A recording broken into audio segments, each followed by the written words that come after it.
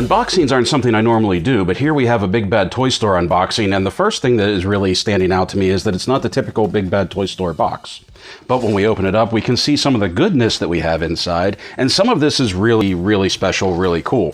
First of all, we have the McFarlane Collector's Edition DC Multiverse figures, where we have the Alan Scott Green Lantern. I was really excited about this. This is actually, for as goofy as this is actually like one of my favorite, if not my favorite, visual incarnation of the Green Lantern.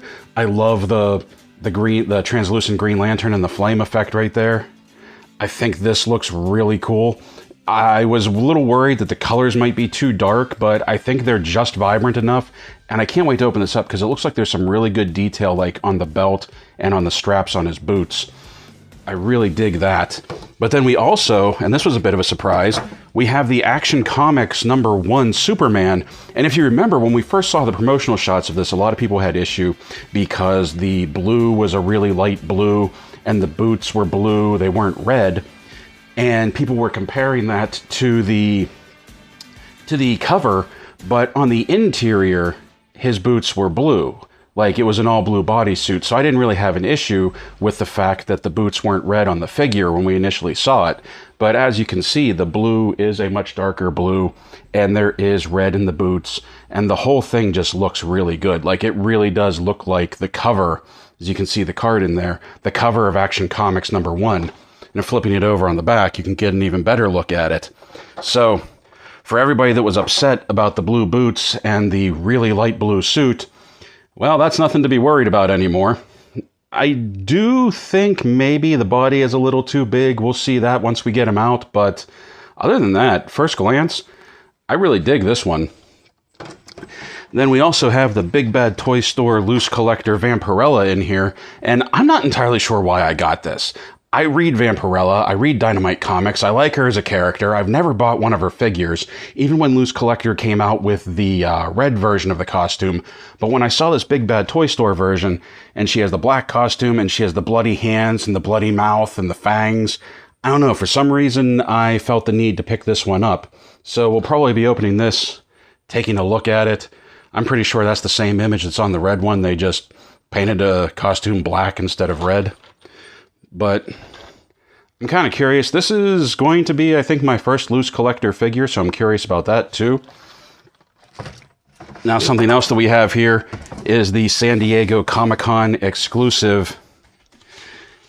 This is Diamond Select Baroness in Cobra gear. Now, they made one of these already.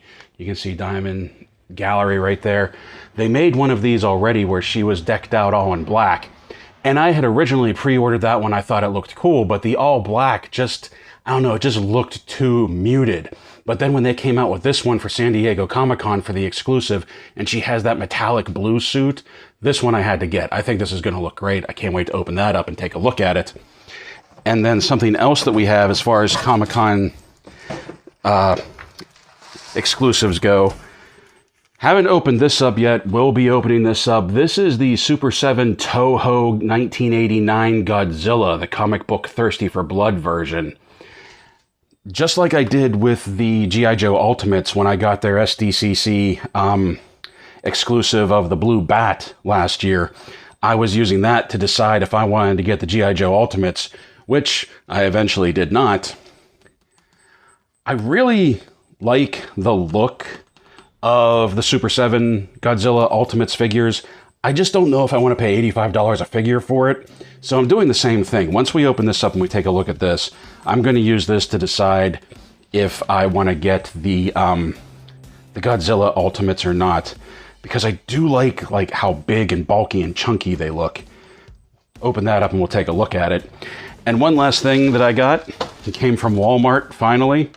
Not an exclusive, well, I guess a Walmart exclusive. I finally got my carded Crimson Guard. The carding is a little bent. I think I can straighten that out again. Put some weight on it. I think I can flatten it. This has been on delay for like a month. And I'm still waiting on Zartan, Snake Eyes, and Storm Shadow. I was beginning to wonder if they were even going to send it. I only get one of these, of the carded ones, because I keep them boxed up. I keep them carded. I have multiple versions of the of the standard Crimson Guard that, who knows, maybe we'll take a look at it, because we got that one. And I also got my Python Patrol Crimson Guardsman yesterday. And I realized I haven't taken a look at the Crimson Guard. Like, I haven't done a video on the Crimson Guard when it first came out. I bought like 6 of them. I think I still have one boxed. Maybe we'll finally open one, do a review, and just put these ones up next to it as well. I don't know. Got a lot of stuff. Really think that's cool. Really looking forward to opening that. Can't wait to take a look at this. Those McFarlane figures down there, that's going to be cool too.